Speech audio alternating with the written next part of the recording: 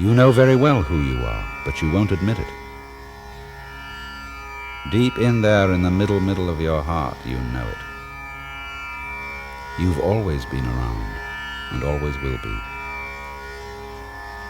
And the you in you is the same as the you in me. You're not some sort of tourist just visiting in this world for a short time. You belong here, like the apple on the tree. And as the apple is the energy of the tree, you, yes, you are the energy of the world. You don't know who you are, do you? You can't really get at yourself, just as the fingertip can't touch itself and the teeth can't bite themselves. And that's because you, the far in you, is what we call Brahman, the self of the universe, the which than which there is no whicher, the heart and foundation of all that's going on. You think you're going to die someday. Yes, that's because every now and then you have to go off so that you can know you're on. You can't have an up without a down, or a back without a front, or a light day without a dark night. The whole thing is pulse.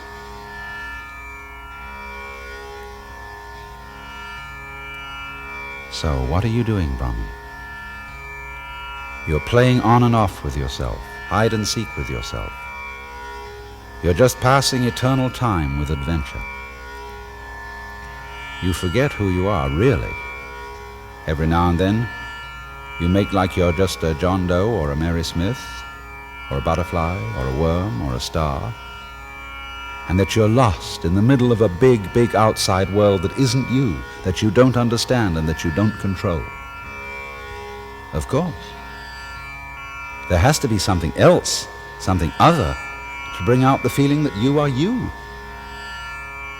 And so that you can feel really you, that outside world has to feel really strange, different, weird.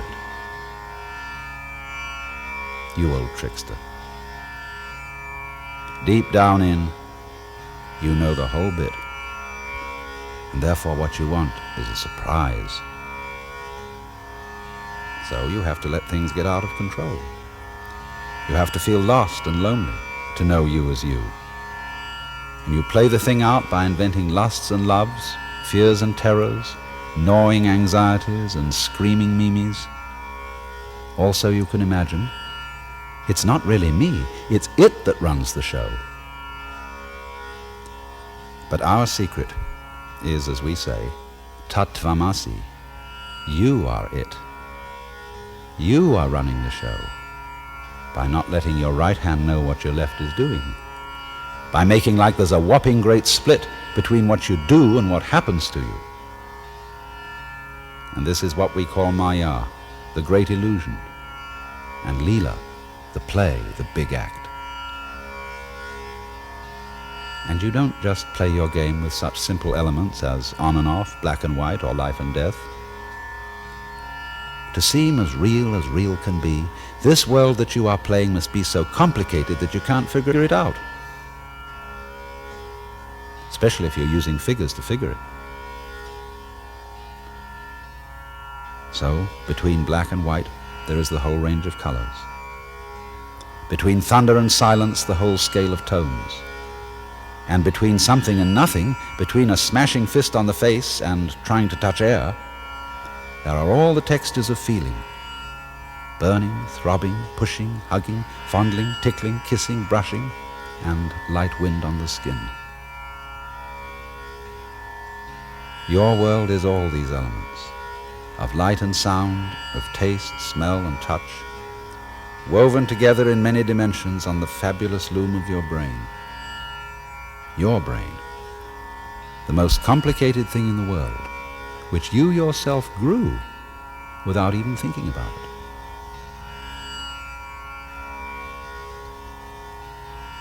You have always been around.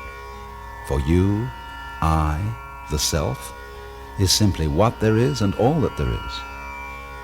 All of us are rays from one center, tits on one sow, sounds on one flute.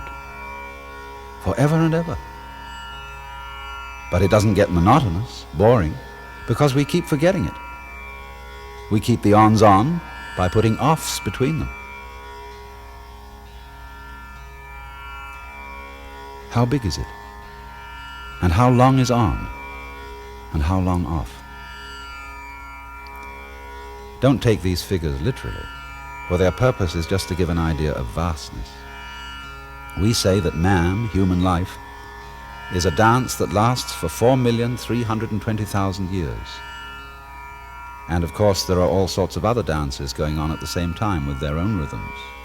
Star dances, rock dances, fish dances, insect dances, plant dances, and strange animal scenes like crocodile dances, elephant dances. The human dance runs for 4,320,000 years, a span of time that we call a kalpa. Before it begins and after it ends, there is always another kalpa, or off period of rest, during which the self is simply the self and doesn't pretend to be this me or that you. We call this rest period the pralaya. Peace, uninvolvement, pure bliss.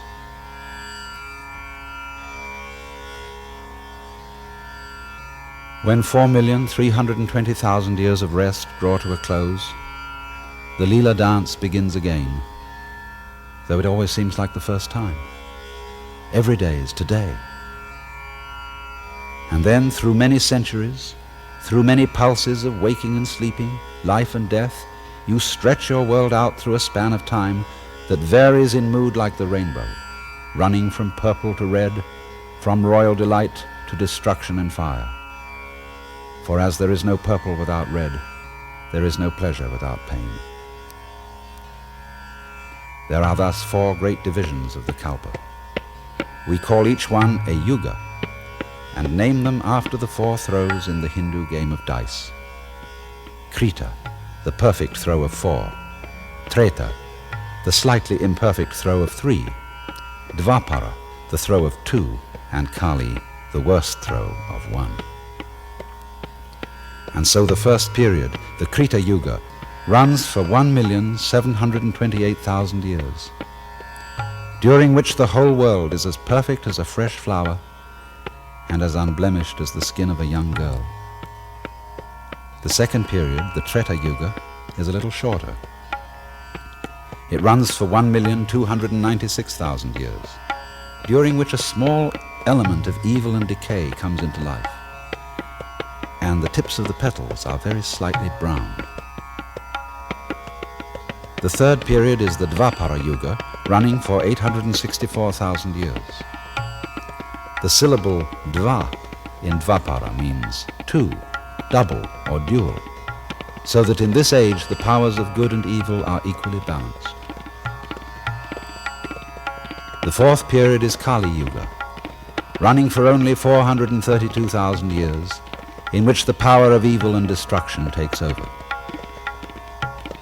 At the end, your eternal self takes the form of Shiva, the Lord of renewal through death, blue-bodied and 10-armed with a necklace of skulls, but with one hand in the gesture called Fear Not, as a reminder that all this is in illusion and play. And then Shiva dances the Tandava dance, the dance of fire in which the material world is destroyed, and the self returns to the state of pralaya, of peace, uninvolvement, and pure bliss. All this goes on forever, through kalpa after kalpa after kalpa, and not only in this visible world that we call the universe. For this universe that we know is only a speck of dust in another universe, and all the specks of dust in this universe that we know contain minute universes without measure, boundless inward in the atom, boundless outward in the whole. However vast, however incomprehensible, however terrifying this entire display may seem to be, all of it is at root your own inmost self, the self which you cannot touch or see or pin down or control, because it's too close, too near, right in the middle of everything, because it's you.